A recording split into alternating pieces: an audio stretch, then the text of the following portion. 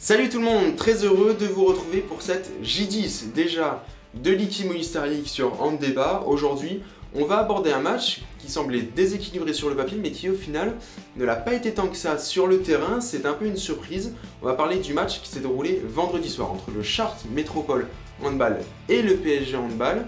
Un Chartres qui fait un début de saison plutôt correct pour une équipe qui vise donc le maintien, 3 victoires, 5 défaites, un match nul, c'était contre Toulouse, un niveau de jeu qui est plutôt plaisant. En face, un PSG qui devient de plus en plus fébrile, on va le voir surtout sur ce match, qui a des dernières sorties un peu compliquées, mais qui reste co-leader du championnat avec Nantes et Montpellier, et qui le restera à la fin de cette journée, puisqu'ils se sont imposés 33-32 en terre chartraine. Alors, comment Chartres a réussi à faire déjouer le PSG? Pour moi, il faut vraiment regarder du côté offensif des Chartrains, puisque c'est là qu'ils ont le plus déstabilisé le PSG. Il y a eu deux manières pour eux de mettre pas mal de buts.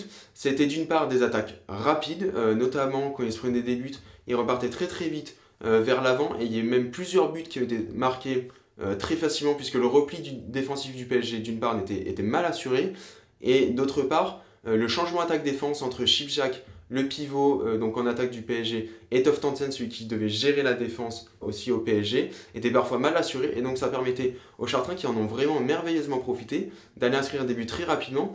La deuxième manière pour Chartres d'avoir été bon offensivement, c'est d'avoir su contrer la défense 1-5 mise en place par le PSG. On en avait déjà parlé au début de l'année, cette défense 1-5 où on voit un joueur, donc là c'est Adama Keita, vous le voyez sur l'image, c'est le retour des images dans le débat. Adama Keita donc se place en poste avancé pour contrer les transmissions offensives de Chartres. À ce moment-là, Koudinov est demi-centre, Gaïdouchenko est arrière-gauche. Ils vont s'échanger le ballon et donc faire un croisé avec ballon pour que Gaïdouchenko passe demi-centre et Koudinov arrière-gauche. Adama Keita, vous le voyez, il opère une défense agressive. C'est important dans ce genre de défense pour permettre aux attaques un peu d'être perturbées. Sauf que vous le voyez, au moment où Koudinov va recevoir la balle, regardez cet espace, ce grand carré rouge dont dispose l'arrière-gauche chartrain, c'est immense et il est intelligent, il va évidemment en profiter, et vous le voyez en même temps, c'est ça qui est aussi important, Yohan Gibelin qui est seul en défense avec Hugo Yound, il se retrouve isolé et forcément la défense va être beaucoup plus compliquée à gérer, puisque Koudinov, tout intelligent, va rentrer à l'intérieur du jeu, il va profiter de cet espace immense qui lui est offert, et à ce moment-là, qu'est-ce qui se passe? Vous le voyez, Sivchak va venir sur Koudinov puisque c'était son adversaire direct.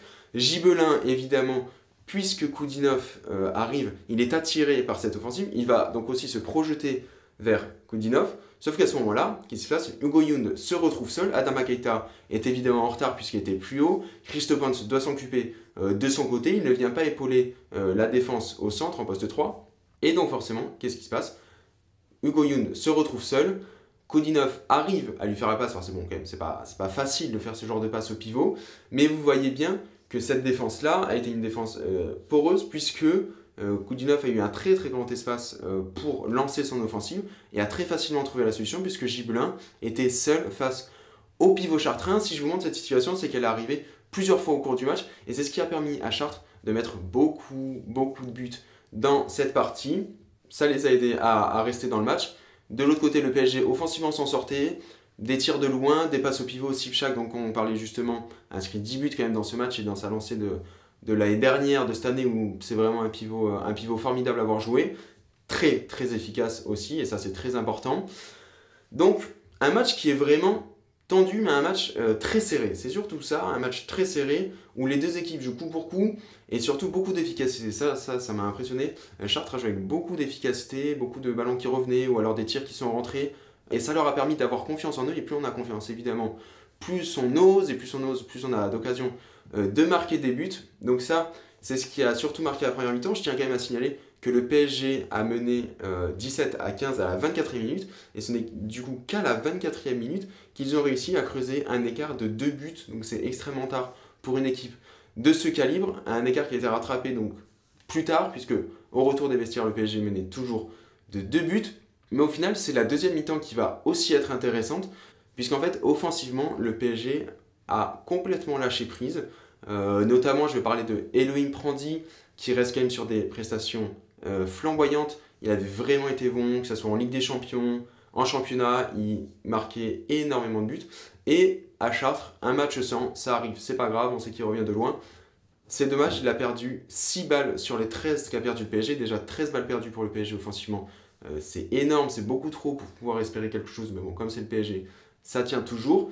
Et Prandi donc n'a pas du tout été à la hauteur offensivement. Ça a permis à Chartres de monter énormément de ballons, de faire énormément d'attaques rapides, de contre-attaques. Ça les a beaucoup aidés à rester dans le match. Même parfois, ils étaient devant le PSG, ils gagnaient de 1 ou 2 buts. Donc ça s'accrochait, c'était souvent des petites marges. Mais Chartres vraiment resté dans le coup. Je tiens à noter aussi que les rotations offensives du PSG ont été très faiblardes. Il y a eu très peu de joueurs offensifs utilisés. Je dirais 10 à peu près en tout. Ça fait qu'il n'y a pas beaucoup de rotations. Luka Karabatic et Nico Karabatic étaient absents de ce match. Beaucoup de joueurs sont restés sur le banc. C'est comme ça. Ça explique peut-être aussi le fait que le PSG a mal joué offensivement. Et défensivement, il se prenait toujours un peu ses déferlantes. La 1-5, le PSG l'avait arrêté à la 14e minute. Il avait repris à la 20e, ça allait mieux. Mais défensivement, ils n'ont jamais vraiment su trouver la solution. L'espoir est venu donc du gardien Andreas Paliszka du PSG qui a été bon, qui a sauvé les siens et qui leur a permis de vraiment garder le contact et de parfois peut-être un peu creuser l'écart. Et ça se joue à pas grand-chose, ça se joue à une passe sur la dernière possession des hommes de Tony Girona qui la joue mal, le ballon tombe dans les pieds, donc le PSG récupère la balle. Et ça fait donc une victoire, 33-32 pour le PSG à l'extérieur. Vraiment, chapeau bas à Chartres qui a vraiment très bien joué et qui a fait douter le PSG jusqu'à la dernière seconde. Et ça vraiment, c'est impressionnant, ça fait quand même une très belle impression pour les Chartrains qui ont donc fait des jeux un PSG qui est de plus en plus fébrile. Ils avaient gagné cette semaine en Coupe de France de 1 but contre Chambéry. Ils jouent vraiment de moins en moins bien cette saison, c'est assez étrange. Les relations sont pas très bonnes sur le terrain, j'ai l'impression qu'il y a beaucoup de mésententes. Bon, à voir ce que ça donne sur la suite. Ils ont besoin d'un peu de repos pour se remettre en ordre de marche et surtout relancer la machine offensive qu'on connaissait à l'époque. Il reste co-leader de ce championnat, Chartres est 12e. Je sens qu'ils peuvent faire des coups quand même cette année. Ils devraient rester en Ligue Minister League l'année prochaine. Il va falloir gagner des matchs surtout contre les concurrents directs, mais avec ce qu'ils ont proposé vendredi soir, il y a largement moyen de faire quelque chose. Je vous laisse donc sur ce match. On a une pensée pour l'équipe de France féminine qui malheureusement a complètement raté son week-end à Ljubljana en Slovénie. Défaite en demi-finale contre la Norvège. Défaite dimanche contre le Monténégro après les prolongations. Bref, un scénario catastrophe. Pas de médaille pour elle, mais évidemment, tout ce qu'on espère, c'est l'or en 2024. Je vous laisse là-dessus. On se dit à très bientôt. Je vous fais des gros bisous et belle semaine. Ciao tout le monde.